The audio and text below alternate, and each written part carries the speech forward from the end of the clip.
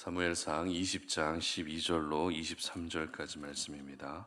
요나단이 다윗에게 이르되 이스라엘의 하나님 여호와께서 증언하시거니와 내가 내일이나 모레 이맘때에 내 아버지를 살펴서 너 다윗에게 대한 의향이 선하면 내가 사람을 보내어 내게 알리지 않겠느냐. 그러나 만일 내 아버지께서 너를 해치려 하는데도 내가 이 일을 내게 알려주어 너를 보내어 평안히 가게 하지 아니하면 여호와께서 나 요나단에게 벌을 내리시고 또 내리시기를 원하노라.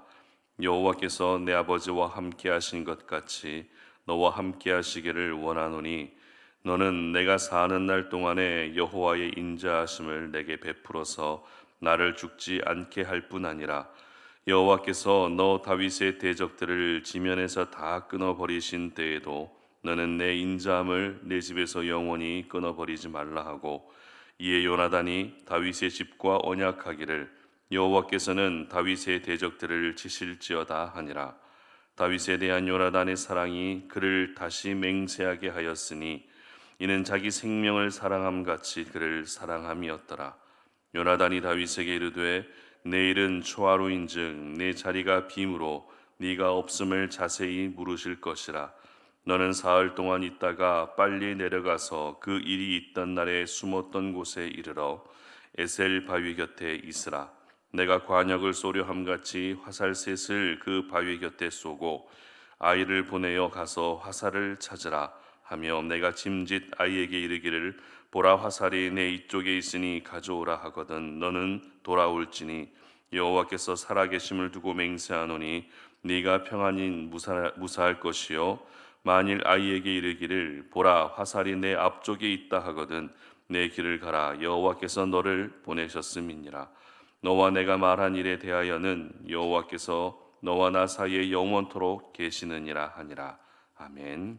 하나님의 사람은 내일을 의식한다 라는 제목으로 오늘 아침 말씀 전합니다. 시간을 크게 과거, 현재, 미래 이렇게 나누죠. 제가 언젠가도 한번 말씀드렸던 적이 있는데 이 과거, 현재, 미래라는 시간을 신앙 안에서 해석하게 되면 과거는 사탄에게 속한 시간이라 할 수 있습니다.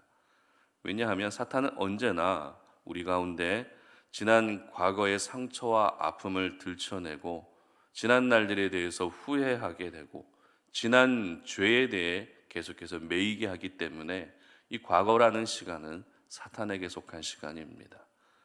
그리고 현재라는 시간은 우리 자신에게 속한 시간이라 할 수 있습니다. 왜냐하면 내 힘으로 과거 지난 날들, 지난 과거의 날들을 바꿀 수 없기 때문입니다. 그리고 앞으로 다가올 미래, 내일에 대한 일도 우리는 전혀 알지 못하기 때문이죠. 그저 내가 할 수 있는, 내가 최선을 다할 수 있는 시간이 오늘이라는 시간이기 때문에 현재는 우리 자신에게 속한 시간입니다.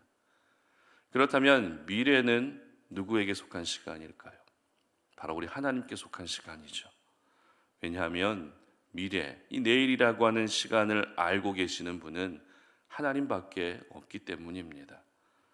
그러므로 하나님의 사람이 이 시간에 대해서 바로 받아들일 수 있는 자세, 과거, 현재, 미래라고 하는 이 시간을 대하는 건강한 자세는 과거에는 매이지 말고 오늘에는 충성하고 그리고 미래는 의식할 수 있어야 한다는 것입니다. 그 중에서 오늘 저희들은 미래를 의식하고 또 내일을 의식하고 있어야 한다는 부분에 대해서 말씀을 나누려고 합니다. 오늘 본문은 계속되는 사울의 위협 속에서 다윗이 요나단에게 내가 왜 이렇게까지 고통을 당해야 하는가? 왜 내가 그렇게 사울에게 죽을 위기에 계속 놓여져야 하는가라고 하는 자신의 그 처량한 마음을, 그 상황들을 요나단에게 모두 다 이야기하게 됩니다. 요나단은 이러한 다윗의 심정을 충분히 이해해주고 공감해주고 있는데요. 그러면서 요나단은 자신의 위치에서 다윗을 위해서 도울 수 있는 것이 무엇인지 생각해 봅니다. 그리고 내린 결론이 무엇이었습니까? 만약 아버지 사울이 다윗을 해하고자 하는 의향이 보인다면 내가 미리 그것을 너에게 알려주겠다. 그래서 네가 죽지 않게 하겠다라고 그런 결론을 내리게 됩니다. 그리고 이 부분을 더 명확하게 하기 위해서 두 사람은 화살을 쏘는 방식까지 말을 맞추게 되죠. 화살을 쏘는 방식까지 달리하면서 내가 이렇게 쏘면은 너는 멀리 도망가고 또 이렇게 쏘면은 너는 왕궁으로 다시 돌아오라고 이렇게 말을 맞추기까지 합니다. 특별히 저희들은 두 사람이 말을 맞추는 과정에서 있었던 언약을 주목할 필요가 있는데요.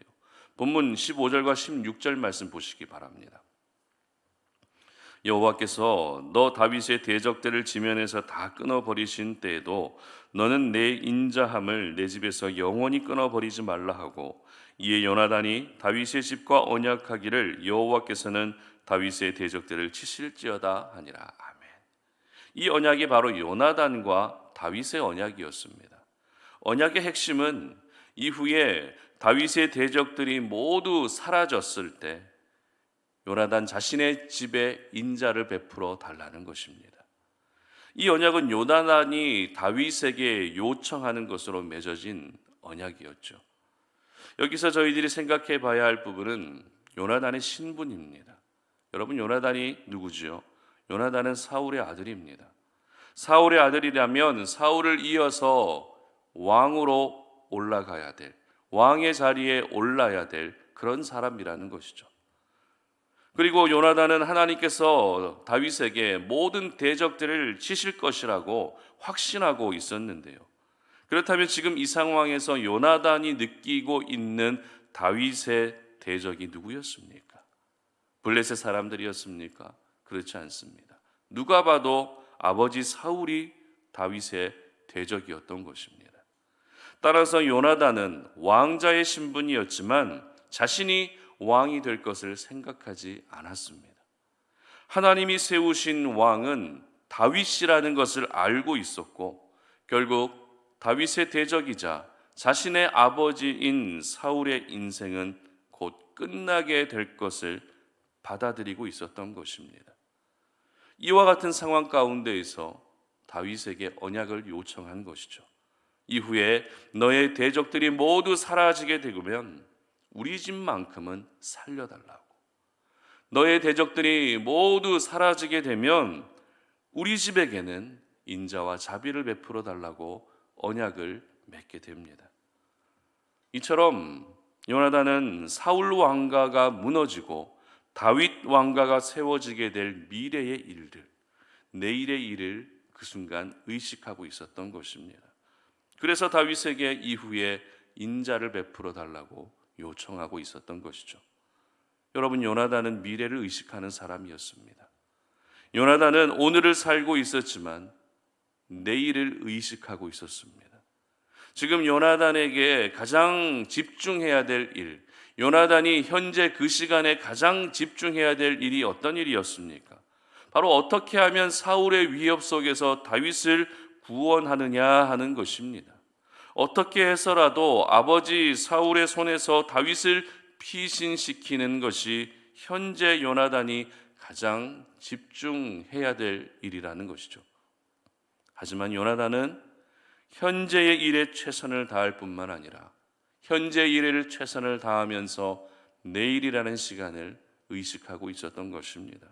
그래서 앞으로 자신의 집안에 혹시라도 있게 될 고난의 시간을 미리 다윗과 언약을 맺음으로써 가정을 지켜내고 있었던 것입니다.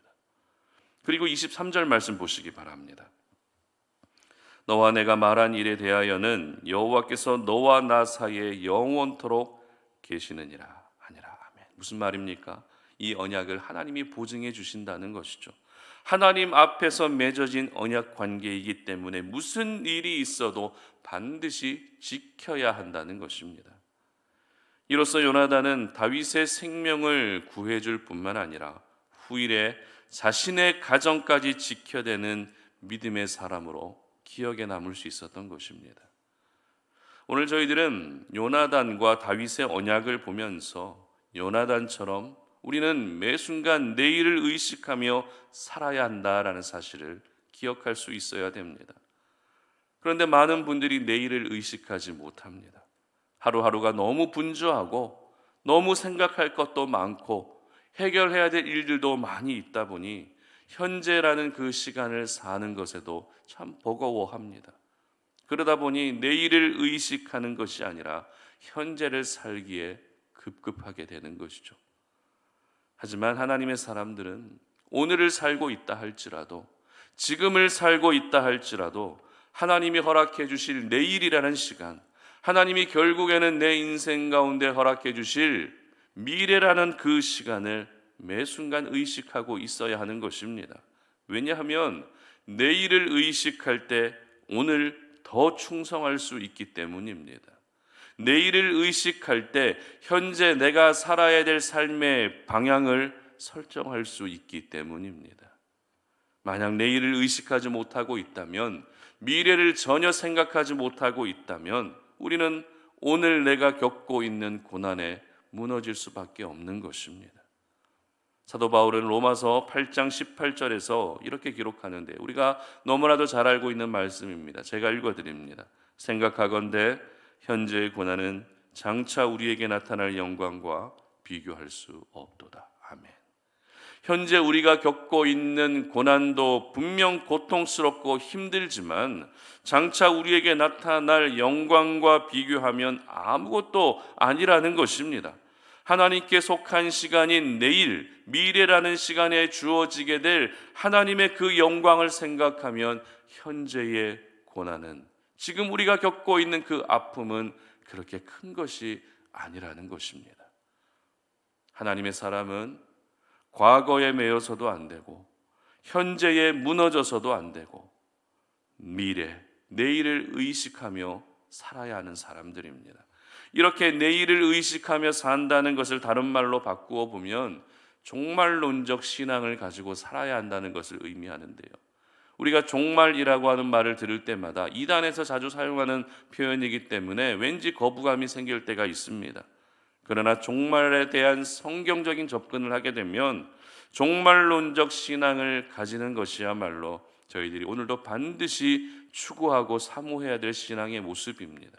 왜냐하면 종말론적 신앙의 핵심은 언제 오실지 우리는 알 수 없지만 반드시 다시 오실 주님을 기다리며 오늘도 힘든 가운데서도 믿음을 지키고 말씀 안에서 살고자 하는 신앙이 바로 종말론적 신앙이기 때문입니다.